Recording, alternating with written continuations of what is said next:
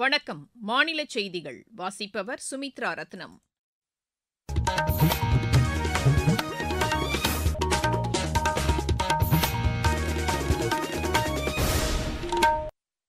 தலைப்புச் செய்திகள். ஆபரேஷன் சிந்தூர் குறித்து எடுத்துரைப்பதற்காக நியமிக்கப்பட்ட 7 அனைத்துக் கட்சி குழுக்கள் 33 நாடுகளுக்கு பயணம் மேற்கொள்ள உள்ளதாக மத்திய அரசு கூறியுள்ளது. தீவிரவாதத்திற்கு எதிரான இந்தியாவின் குரலை ஒருமித்து இந்த குழுவினர் எடுத்துரைப்பார்கள் என்று மத்திய அமைச்சர் திரு கிரண் ரிஜிஜூ தெரிவித்துள்ளார். தேசிய கல்விக் கொள்கை குறித்து தவறான கண்ணோட்டத்தை ஏற்படுத்தும் நோக்கில் மாநில கல்வி அமைச்சர் புத்தகம் ஒன்றை வெளியிட்டுள்ளதாக பிஜேபி குற்றம் சாட்டியுள்ளது. நீலகிரி, கோவை உள்ளிட்ட 12 மாவட்டங்களில் அடுத்த 24 மணி நேரத்தில் கனமழைக்கு வாய்ப்புள்ளதாக வானிலை ஆய்வு மையம் கூறியுள்ளது. பஹ்ரைன் பாரா பேட்மிண்டன் போட்டியில் இந்தியா 5 தங்கம் 3 வெள்ளிப் பதக்கங்களை வென்றது. இனி விரிவான செய்திகள். ஆபரேஷன் சிந்தூர் மற்றும் தீவிரவாதத்திற்கு எதிரான இந்தியாவின் நிலைப்பாட்டை எடுத்துரைப்பதற்காக மத்திய அரசால் நியமிக்கப்பட்டுள்ள 7 அனைத்துக் கட்சி குழுக்கள் 33 நாடுகளுக்கு பயணம் மேற்கொள்கின்றன. இந்த 7 குழுக்களில் 59 நாடாளுமன்ற உறுப்பினர்கள் இடம்பெற்றுள்ளதாக மத்திய அரசின் செய்திக்குறிப்பு தெரிவிக்கிறது. பிஜேபி உறுப்பினர் திரு பைஜெயந்த் பாண்டா தலைமையிலான குழு Saudi Arabia, Bahrain, Kuwait, Algeria ஆகிய நாடுகளுக்கு செல்கிறது. மற்றொரு பிஜேபி உறுப்பினர் திரு ரவிசங்கர் பிரசாத் தலைமையிலான குழு இங்கிலாந்து, பிரான்ஸ், ஜெர்மனி, ஐரோப்பிய யூனியன், இத்தாலி மற்றும் டென்மார்க் செல்கிறது. ஐக்கிய ஜனதாதள உறுப்பினர் திரு சஞ்சய் குமார் ஜா தலைமையிலான குழு இந்தோனேஷியா, மலேசியா, தென்கொரியா, ஜப்பான் மற்றும் சிங்கப்பூர் நாடுகளுக்கு செல்கிறது. சிவசேனா உறுப்பினர் திரு ஸ்ரீகாந்த் ஏக்நாத் ஷிண்டே தலைமையிலான குழு ஐக்கிய அரபு Emirate, Liberia, Congo, Sierra Leone ஆகிய நாடுகளுக்கு செல்கிறது. காங்கிரஸ் உறுப்பினர் திரு சசி தரூர் தலைமையிலான குழு அமெரிக்கா, பனாமா, கயானா, பிரேசில் மற்றும் கொலம்பியா செல்ல உள்ளது. திமுக உறுப்பினர் திருமதி கனிமொழி தலைமையிலான குழு ஸ்பெயின், கிரீஸ், ஸ்லோவேனியா, லாத்வியா மற்றும் ரஷ்யா செல்கிறது. தேசியவாத காங்கிரஸ் கட்சி உறுப்பினர் திருமதி சுப்ரியா சுலே தலைமையிலான குழு எகிப்து, கத்தார், எத்தியோப்பியா மற்றும் தென்னாப்பிரிக்கா செல்கிறது. இந்த குழுக்களில் ஓய்வு பெற்ற தூதரக அதிகாரி ஒருவரும் இடம்பெற்றுள்ளதாக நாடாளுமன்ற விவகாரங்கள் துறை அமைச்சர் திரு கிரண் ரிஜிஜூ கூறியுள்ளார். சமூக வலைதளத்தில் இக்கருத்தை பதிவு செய்துள்ள அவர், தீவிரவாதத்திற்கு எதிரான இந்தியாவின் குரலை ஒருமித்து இக்குழுவினர் உலக நாடுகளுக்கு எடுத்துரைப்பார்கள் என்றும் குறிப்பிட்டுள்ளார். தேசிய கல்விக் கொள்கை குறித்து தவறான கண்ணோட்டத்தை ஏற்படுத்தும் நோக்கில் மாநில கல்வி அமைச்சர் திரு அன்பில் மகேஷ் பொய்யாமொழி புத்தகம் ஒன்றை வெளியிட்டுள்ளதாக பிஜேபி மூத்த தலைவர்களில் ஒருவரான திருமதி தமிழிசை சவுந்தரராஜன் குற்றம் சாட்டியுள்ளார். இது இன்று அவர் வெளியிட்டுள்ள அறிக்கையில், தமிழகத்தைச் சேர்ந்த குழந்தைகள் எந்த வகையிலும் முன்னேறிவிடக்கூடாது என்ற நோக்கில் இந்த புத்தகம் வெளியிடப்பட்டிருப்பதாக குறை கூறியுள்ளார். தமிழகத்தைச் சேர்ந்த குழந்தைகளை அடக்கி ஆள வேண்டும் என்ற நோக்கம்தான் இந்த புத்தகத்தில் இடம்பெற்றுள்ளதாகவும் அவர் தெரிவித்துள்ளார். தமிழகத்தில் நிலவும் ஏழை குழந்தைகளுக்கு ஒரு கல்வி, செல்வந்தர் குழந்தைகளுக்கு ஒரு கல்வி என்ற வேறுபாட்டை களைய வேண்டும் என்ற நோக்கில்தான் தேசிய கல்விக் கொள்கை கொண்டுவரப்பட்டுள்ளதாகவும் திருமதி தமிழிசை சவுந்தரராஜன் அந்த அறிக்கையில் கூறியுள்ளார்.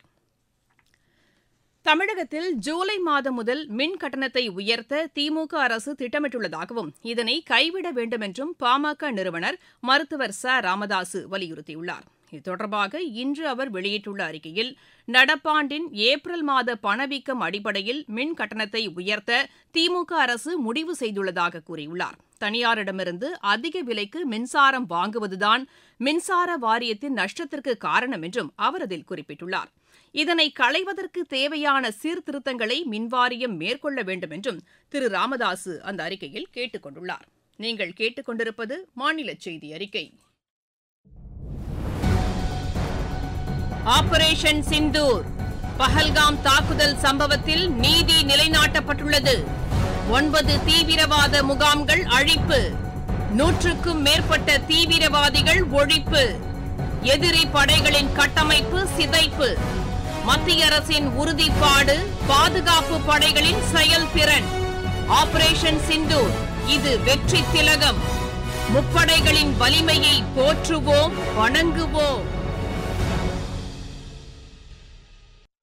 தமிழகத்தின் ஒரு சில பகுதிகளில் அடுத்த 24 மணி நேரத்தில் கனமழைக்கு வாய்ப்புள்ளதாக சென்னை வானிலை ஆய்வு மைய இயக்குநர் திரு செந்தாமரை கண்ணன் கூறியுள்ளார்.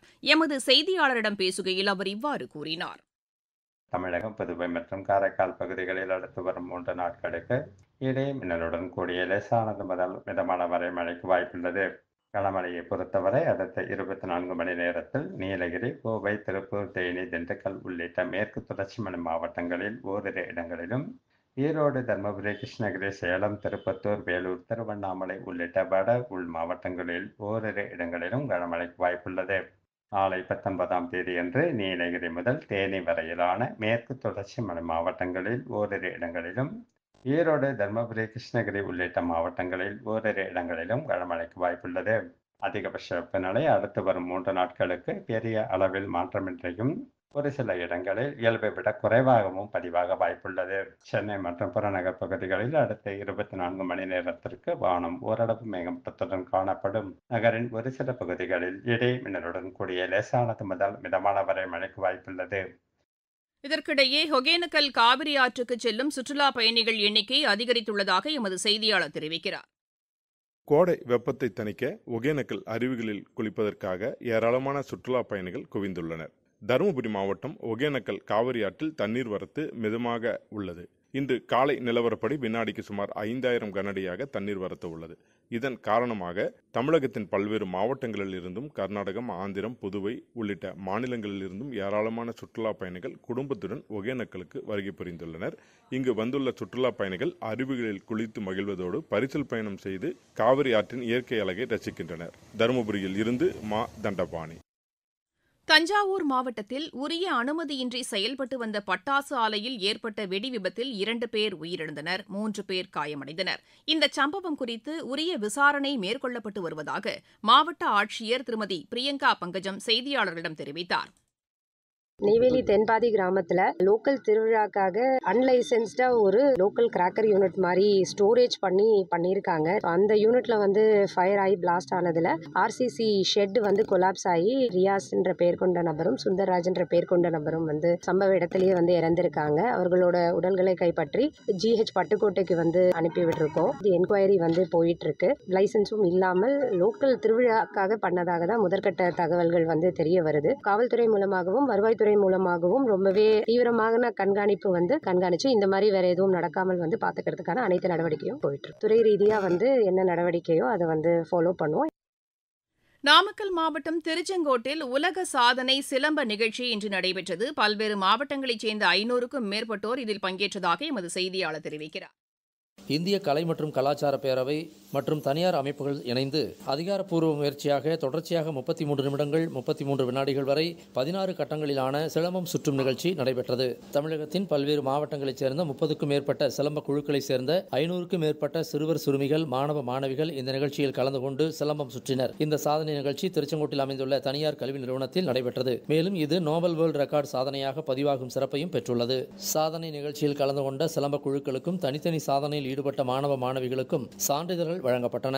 இதனைத் தொடர்ந்து வருகின்ற மே 25ஆம் தேதி இந்தோனேசியாவின் பாலி தீவில் காமன்வெல்த் நாடுகள் சார்பில் யோகாசன நிகழ்ச்சிகள் நடத்தப்பட உள்ளன. இந்த நிகழ்ச்சியில் கலந்து கொள்ளும் 8 பேர் ஒத்திகை நிகழ்ச்சியாக யோகாசனமும் செய்து காட்டினர். அவர்களுக்கு பாராட்டு சான்றிதழ்கள் மற்றும் நினைவு பரிசுகள் வழங்கப்பட்டன. நாமக்கல் மாவட்ட செய்தியாளர் எஸ். கண்ணன். மாவட்டச் செய்திகள். புதுக்கோட்டை மாவட்டத்திற்குட்பட்ட பல்வேறு பகுதிகளில் மேற்கொள்ளப்பட்டு வரும் கரும்பு சாகுபடி பணிகளை ஆட்சியர் திருமதி அருணா ஆய்வு செய்தார். சிவகங்கை மாவட்டத்தில் கடந்த 4 ஆண்டுகளில் 2,22,00,000 ரூபாய் செலவில் 1200 பயனாளிகளுக்கு இலவச ஆடுகள் வழங்கப்பட்டுள்ளதாக ஆட்சியர் திருமதி ஆஷா அஜித் கூறியுள்ளார். திருவண்ணாமலை மாவட்டம் ஆவணியாபுரத்தில் உள்ள அருள்மிகு லட்சுமி நரசிம்ம சுவாமி கோயிலில் சித்திரை பிரம்மோற்சவ தேர் திருவிழா இன்று நடைபெற்றது. விளையாட்டுச் செய்திகள். பஹ்ரைன் பாரா பேட்மிண்டன் போட்டியில் இந்தியா 5 தங்கம் 3 வெள்ளிப் பதக்கங்களை வென்றது. ஆடவர் ஒற்றையர் பிரிவில் ருத்திக் ரகுபதி தங்கப்பதக்கத்தையும் ஹர்திக் மக்கார் வெள்ளிப் பதக்கத்தையும் வென்றனர். ஆடவர் இரட்டையர் பிரிவில் இந்தியா 3 தங்கம் 2 வெள்ளிப் பதக்கங்களை வென்றது. கலப்பு இரட்டையர் பிரிவிலும் இந்தியா தங்கப்பதக்கம் வென்றது. ஆசிய கோப்பை செபாக் டாக்ரா போட்டியில் இந்தியா 3 வெண்கலப் பதக்கங்களை வென்றது. மீண்டும் தலைப்புச் செய்திகள்.